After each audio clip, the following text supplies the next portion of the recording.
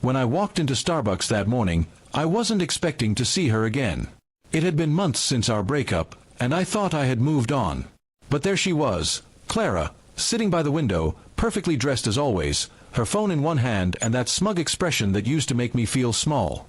I almost turned around and left, but before I could, she looked up and smiled. "Well, if it isn't the man who used to waste my time," she said, loud enough for the nearby customers to hear. I took a deep breath and forced a polite smile. "Good to see you too, Clara," I replied.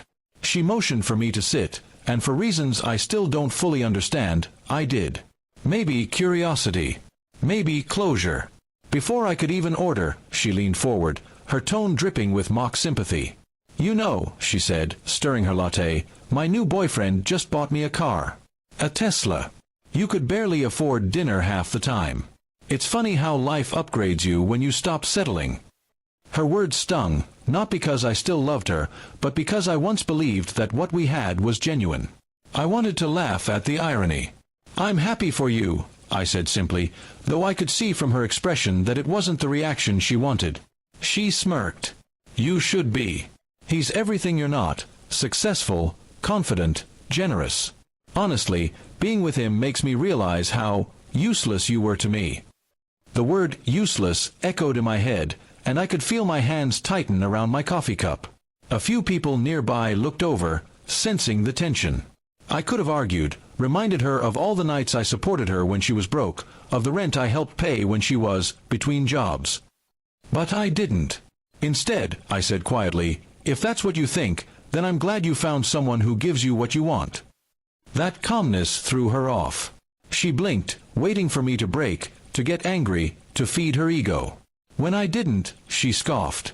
"You really haven't changed, still pretending you don't care." "I do care," I said, "just not about proving myself anymore." I stood up to leave, but she stopped me with one last jab. "You'll regret letting me go.